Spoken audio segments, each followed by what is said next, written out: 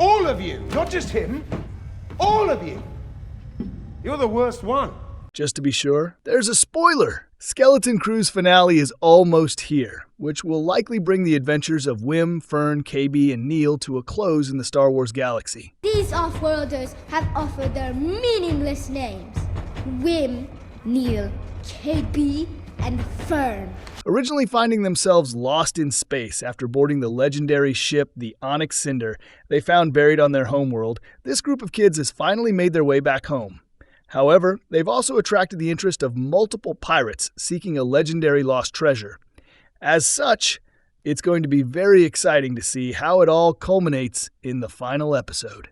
Skeleton Crew confirms that the secret world of At Attin is said to hold a mythical, eternal treasure. As such, it's Jude Law's pirate captain, Jod Na Nawood, who learns while helping the kids get home that this treasure is one of the last Old Republic mints originally discovered by the legendary Captain Tak Rennod.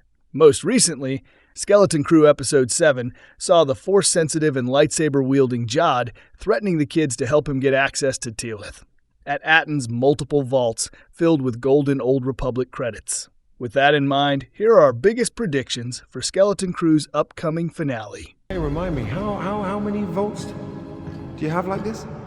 1,139.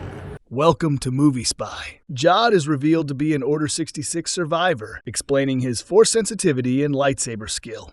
Jod's apparent ability to use the Force leads me to believe he'll be revealed to be a survivor of Order 66.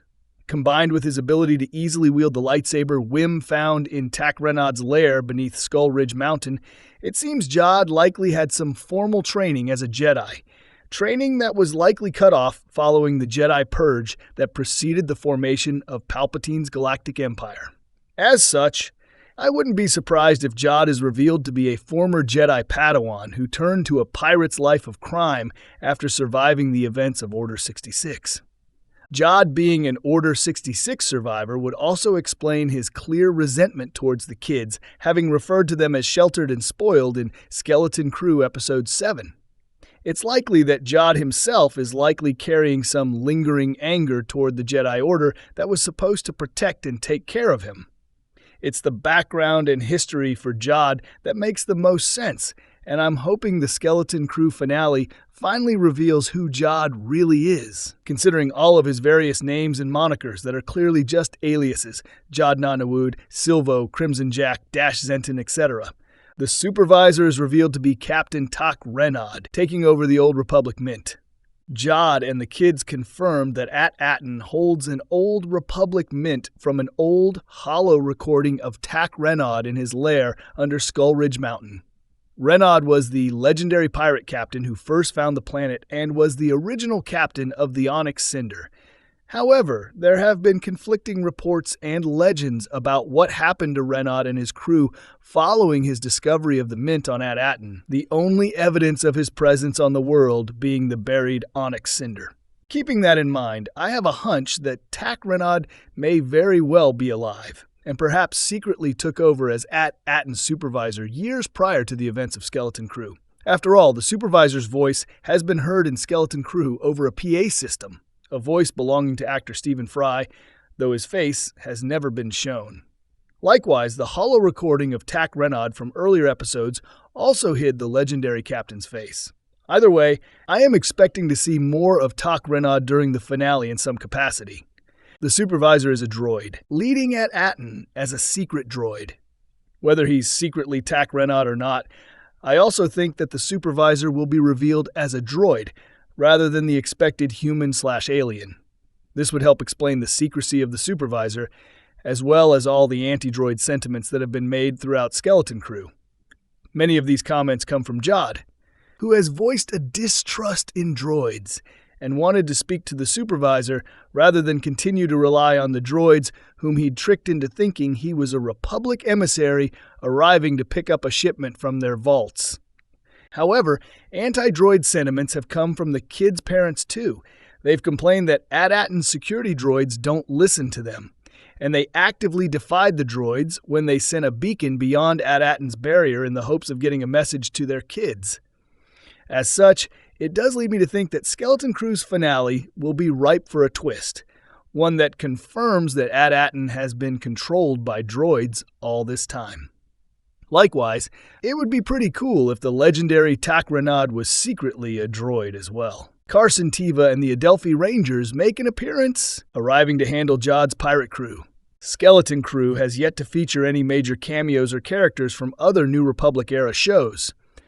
I wouldn't be surprised if a major character appearance gets made in the show's finale, helping to connect to Lucasfilm's other Star Wars shows, especially seeing how most of these shows are meant to culminate in a movie directed by Dave Filoni. With that in mind, the appearance that makes the most sense would be Captain Carson Teva and the Adelphi Rangers, a squadron of New Republic pilots tasked with patrolling the Outer Rim for the New Republic. A few New Republic X-Wings have already been shown twice in previous episodes of Skeleton Crew. As such, perhaps the Rangers will arrive to help At Attin fight back against Jod's crew of pirates. After all, they're still waiting for Jod in the planet's orbit after he snuck aboard the Onyx Cinder, which held the key to get through the barrier. Wim discovers he can use the Force, a full circle moment. I'm half expecting Wim to use the Force in Skeleton Crew's finale. Having dreamed of being a Jedi while growing up and going to school on At Attin, Wim finally got the adventure he always wanted, only to be faced with harsh realities and various dangers. However, it's possible Wim may finally find it within himself to use the Force, not as wish fulfillment for all his days playing pretend, but with purpose and likely to save his friends. After all, he did learn some Jedi wisdom from Jod, who told him that your focus determines your reality, the same thing Qui-Gon Jinn once told Anakin Skywalker. Jod chooses to save the kids from the supervisor, a change of heart redemption. Jod was revealed as being pretty despicable to get the score he'd always dreamed of, and he said some pretty cruel things while threatening the kids with a lightsaber.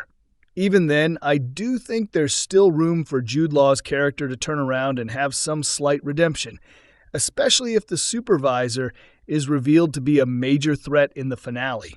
Not unlike Long John Silver in Disney's Treasure Planet, who ended up saving Jim. I could see Jod helping the kids if something happens where the droids end up turning on them and their parents, perhaps for breaking so many security protocols. Jod escapes At Attin but leaves his crew behind. Regardless of how much he may or may not redeem himself, I also think Jod Na Nawood could still make his escape by the finale's end.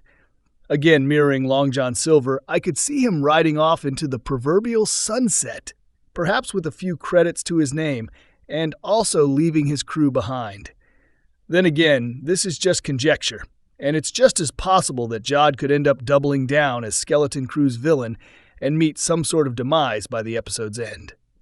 At Attin joins the rest of the galaxy and the New Republic, reconnecting with the present-day galaxy.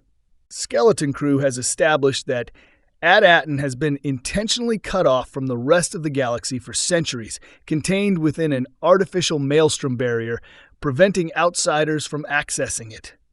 As such, it's been implied that the citizens of At Attin have no idea what's been happening to the greater galaxy in recent decades, such as the Clone Wars, the Galactic Civil War, and the current New Republic that's taken the place of the Empire. This explains why the planet still holds a functioning Old Republic mint. What hasn't been revealed is why the mint is still running and the motives of those in charge. As a result, my assumption is that the truth about the rest of the galaxy will eventually be revealed to At Attin's citizens. When and if that happens, they could then join the New Republic, which could help integrate them into the modern, present-day galaxy. All things considered, it will be very exciting to see which of these predictions actually comes true when the new Star Wars finale airs. Thanks for watching.